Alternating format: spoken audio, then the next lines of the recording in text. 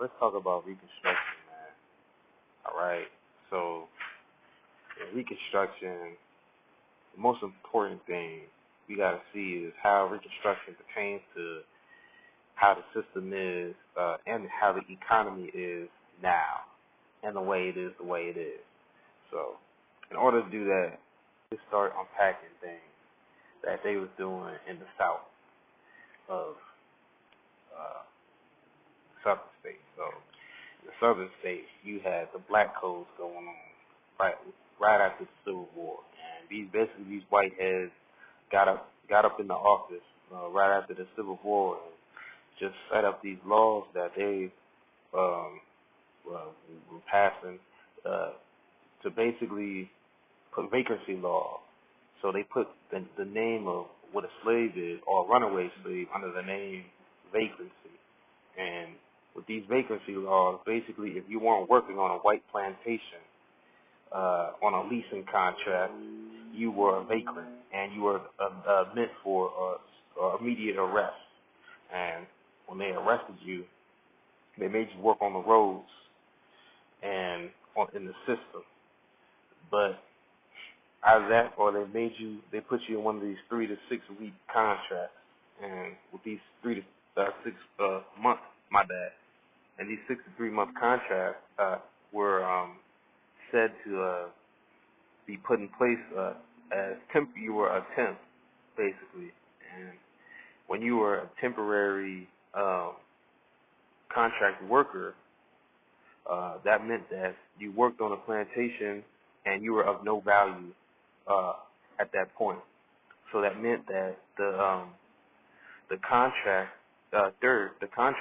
was said to be able to do whatever he wanted with you, which means he could whip you, brutalize you, and do all these different types of things to no extent of the government. So you had two options. It was either work on the plantation, or if you didn't work, you was considered a vagrant.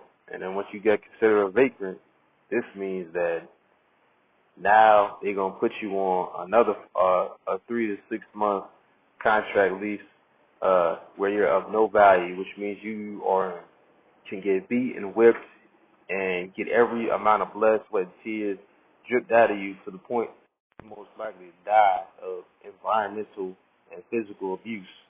In the South, they had all these words and all these terms that they would put in their laws to classify you to specifically point out a slave. Like it said that anybody out on the street that was doing fortune telling, or that was into gambling, or that was in selling without a lease from the government was considered a vagrant and said to be put for immediate arrest. Not only that, you also had the white folks that was there that were allowed by said government to arrest any black man or quote unquote vagrant that they see, not even a police officer, just a white man. So they could arrest you and then accuse you of doing something, and if you're found guilty, which is most likely the case, you were put in jail and then made to work on the roads, and then they found a leasing or a contract for you that you were said to be working on. So, as you can see in the South, you have many different forms of laws and regulations passed that is literally slavery. The South lost the war. They decided that instead of creating a system, they wasn't about to give black people no freedom. So what they did immediately was instead they was like, okay, we just gonna put slavery into a system, and that's what they did. They had every form in the book and every possible way that you can think of to classify somebody as or classify people as slaves without mentioning the actual word slave. The laws on the white contracts, it said that if you were disobedient to the contract worker, it was said that the contract worker could either fire you in the contracting lease, or they could put you in court and settle a dispute against you on their terms. It was also said that if you weren't working, if you were caught not working, if you ran away from the plantation, if you try to invite other people over to the plantation, or if you did any of these different types of things, you were said to have been breaking the contract lease, and you would get in trouble for that. So when you can really see this, you can see that it's still a form of slavery, and that slaves or we didn't have no form of freedom or equality or anything going on in the South. It was literally from slavery to just master and servant. The thing they was passing in the South was from, if you're not working, to someone who's not working, someone who's lazy, as they would called it, and it's someone who's running away from work and running away from a plantation or running away from the system they got set up is said to be a criminal. So the South was crazy, racist, treacherous, envious, spiteful that they lost the war, spiteful that they had to give up physical slavery. So then they created this black code system immediately right after. In the North, you had people up there furious. Like, we was up there furious. Frederick Douglass and fugitive slaves, Harriet Tubman, and all us, we was furious up there in the North when the South started implementing these black codes. But we still had revolutions and revolts going on, and even to that day, about those black codes. But in the North, we had a big impact on the laws that they were passing and the legislations that they were writing in terms of how the system was going to go about. When we look at equality for all and everyone's equal under the court of law and all these different things were things that they had implemented because of the influence that we had in the North, and they wanted us, they wanted our support, because they knew if they didn't have our support in creating these laws and the legislation that they were passing, the system wouldn't run. So the whole idea was to keep us in the system, because what they didn't want was colonization. That's what Abe Lincoln wanted. But what they didn't want was us to be separate from the system, because the system wouldn't run right if we weren't working in the system. So they would use a lot of propaganda and a lot of good sounding supplementary things that they were saying on paper, and the Constitution wrote and it read miraculously. It read perfectly. So equality for all, court, everyone equal under the court of law, and everyone has the right to vote. We have to give the free Negroes education in order for them to be competent when they vote, and this type of stuff. And military support or in the South started to have to get implemented in order to really get these laws enforced. They had to continue implementing these laws by force, because they couldn't do it civilly as like they wanted to. And it turned out kind of like the Civil War did in terms of going to the South and trying to restore the South underneath its system, and then having to arm us and take us into their system in order to make it work. They used the same tactics as in the during the Civil War as they did to make Reconstruction work. And you can thank Charles Sumner for that, because he was the one that actually said that he barked at Abe Lincoln, because Lincoln was trying to colonize us and put us back in Africa and in Liberia, and Charles Sumner was the one that actually went to him and said that you better not take all this free working hands and laboring hands out this country. You got to be out your God thinking mind. So this is why we're still here, and this is why we conform to this system in the North, and why we still are living the way we are today.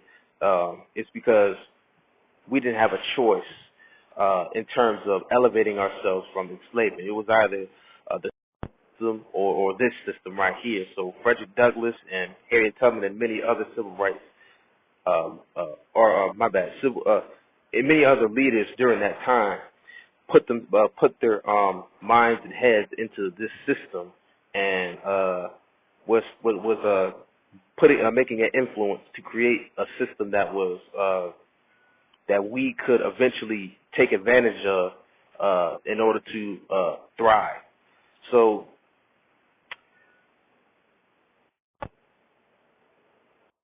we can thank them for this. However, this is not how the Constitution ended up happening. How it ended up happening was Charles Sumner and the other Northerners, after Lincoln was assassinated, they had put the Constitution and said that every man is equal under the court of law, and every man is has the right to that equality, and beyond this stage, it's up for debate, or beyond this stage is up for discussion.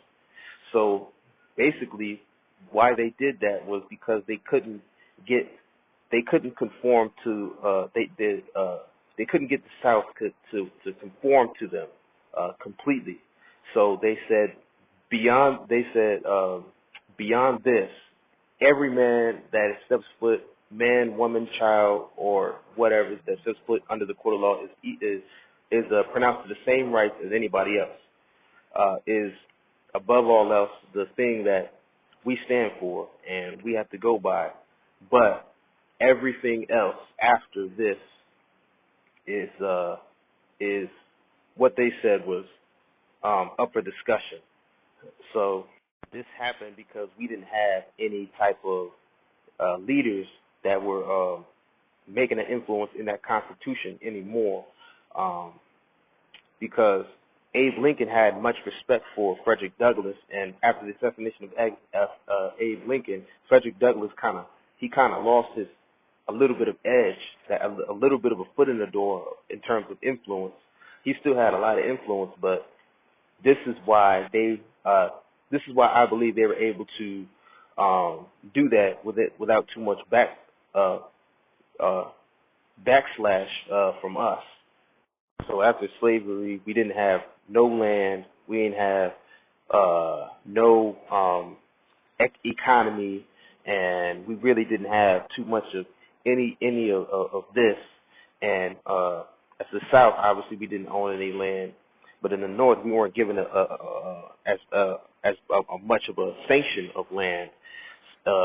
We conformed into this free enterprise system that stood for, in propaganda, equality for all, and all these good sounding things, because we didn't have a choice. Just like in the Civil War, when we aligned with the Confederate Army soldiers, at that point, to us, we didn't have a choice. So that's what we did. So today, what we can be doing now, or what we should be doing now, is growing the free enterprise system in order to give ourselves equity and economic stability, because this is what Frederick Douglass and Harriet Tubman and many other fugitive leaders were actually in the process of doing. So what we need to do now is take advantage of the free enterprise system, and which would mean growing our businesses, creating our own businesses, owning our own land, and circulating our dollar within our community so we can help the next generation. This would mean that with the small businesses that we have, we need to combine our businesses, create more job capacity, and then create more job opportunities in order for us to be able to continue to circulate our dollar and grow our community. Because The only way you can grow a community is if you have the job opportunities for people that look like you to be able to work and then circulate the dollars in the community. It's going to come from the ground up. So we need to take the people that we have at the top, or the intelligent people and the educated people, to create the small businesses and to do business with each other. And then when you do business with each other and combine the businesses, you create the job opportunities for the people at ground level. This is how we grow our community, and this is how we continue to keep that circulation of dollar flow. And within the circulation of dollar flow, this is how we finance our health programs and educational programs and all these other types of youth programs that we had back in the 60s. I might end on that note right there.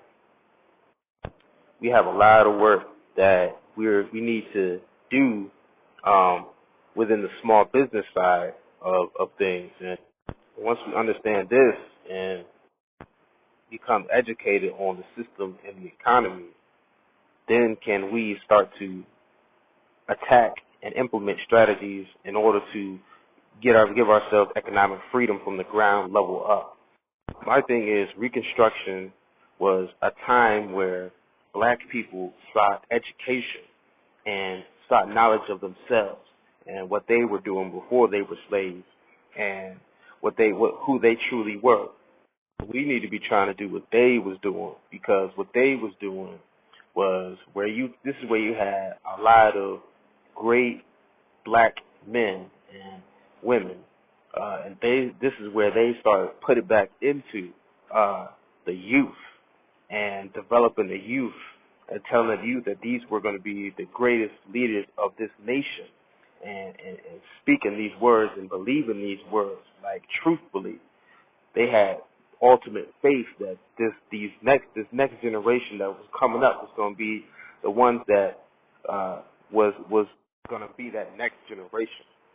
So we should be doing what they was doing, because what they was doing is actually working for them. I'm going to conclude this video right here, though. I'll see y'all in the next video.